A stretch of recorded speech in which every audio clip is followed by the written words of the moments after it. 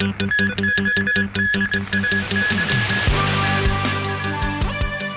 brazen escape from police on the streets of Chengsha. Authorities to conduct a review to assess if areas such as Wang Tai Sin should be designated as flooding black spots. And 2 scientists shared this year's Nobel Prize in Medicine for their contribution to mRNA vaccine development.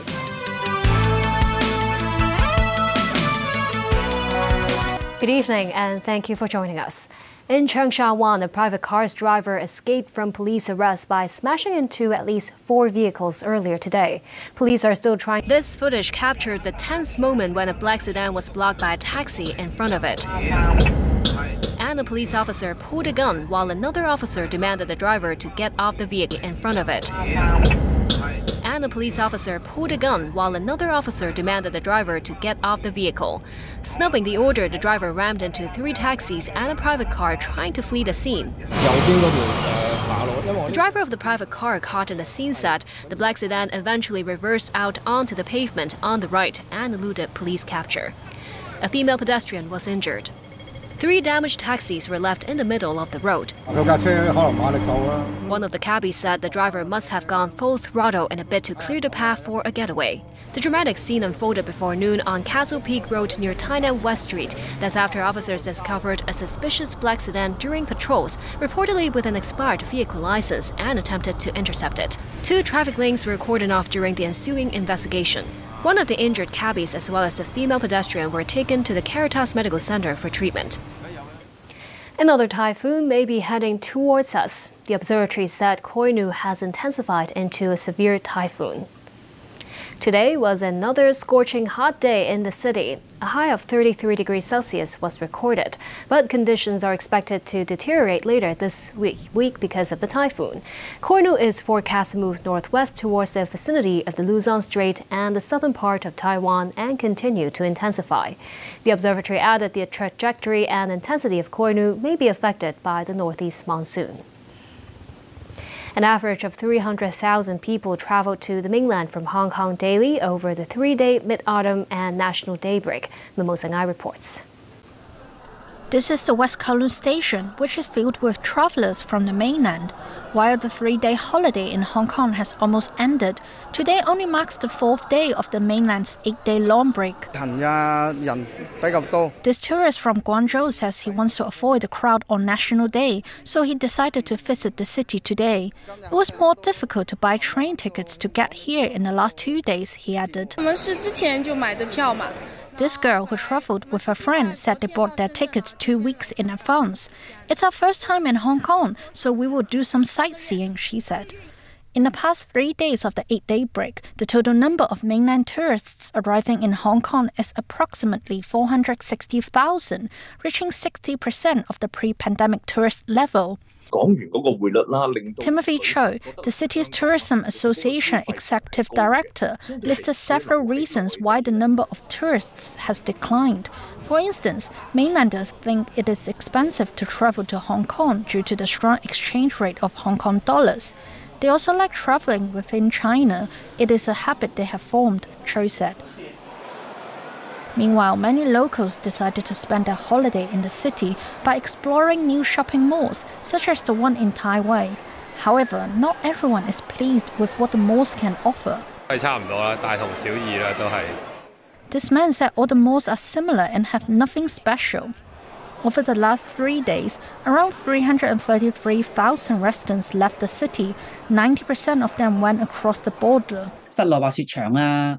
Lawmaker Eunice Yung said a greater selection of shops is needed at local shopping malls if owners want to attract customers in the long run. Mimosa Ngai, TVB News. The first phase of night markets in Wan Chai and Sai Wan will come to a close tonight. They are the centerpieces of the government's Night Vibes Hong Kong campaign. In this marketplace along the Wan Chai Promenade, some vendors said profits are around 30 to 40% higher than expected throughout the 6-day fair. But some said they have been notified by organizers that they can keep their stalls open for the coming 3 weeks between Friday and Sunday. Meanwhile, the night bazaar in Saiwan's Belcher Bay Promenade ended at 11 p.m. But another fair will be held here the coming week, focusing on sustainability with sales of second-hand and eco-friendly products. During the torrential downpours early last month, districts such as Wang Tai Sin and Chai Wan experienced serious flooding. The Drainage Services Department said they will conduct a review to assess if these areas should be designated as flooding black spots. During this historic rainstorm, dubbed by the government as a once-in-500-years pummeling of the city, coming in lockstep were widespread flooding and devastation.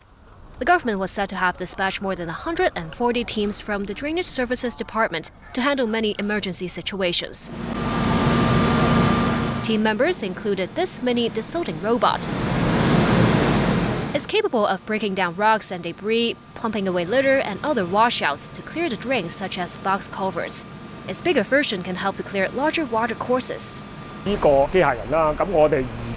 Drainage Services Department's Chief Engineer Shekin Tang said these robots could dredge out as much as 10 tons of silt every day. That's a much better result than the traditional desilting processes that can only be undertaken during dry seasons. To clean up the sewage system under our feet, high-pressure water jets and pumps are the go-to tools.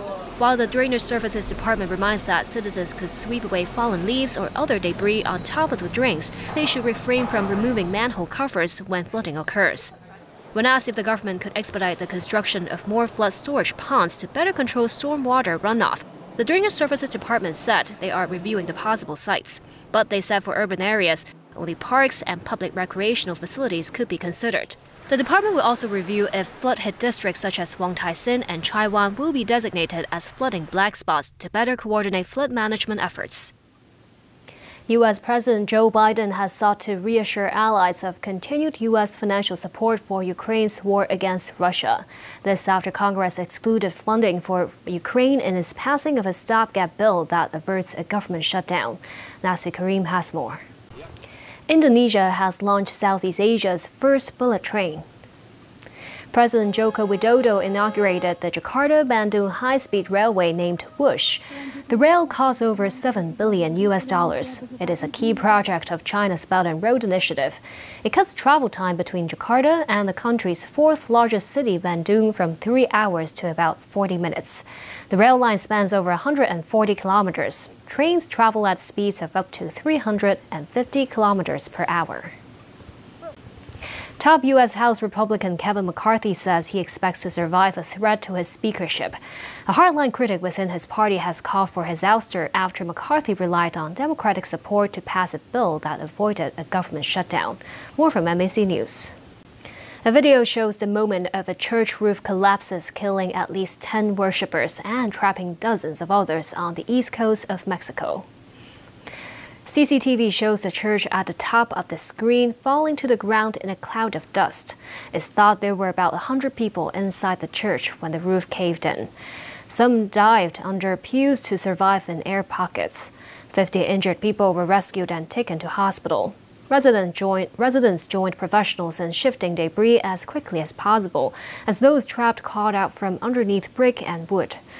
At least 3 children are known to have died. A baptism was due around the time of the collapse. A moment of reflection was held at Murcia government offices in Spain as the region comes to terms with the death of 13 people in a nightclub fire over the weekend. The mayor of Murcia led the silence, followed by some applause for those killed in the disaster. Jose Ballesta has vowed to find out what happened and bring to justice anyone who may be responsible. Investigations and formal identifications continue. Authorities say 13 died in the fire which broke out early Sunday morning. The majority were reportedly from one group celebrating a birthday. The governing Conservative Party is holding its annual conference in Manchester. Party members have called on Prime Minister Rishi Sunak to reduce taxes, but Chancellor of the Exchequer Jeremy Hunt said today it will not be happening in 2023. Sunak and his MPs face an election next year. David Garrett reports.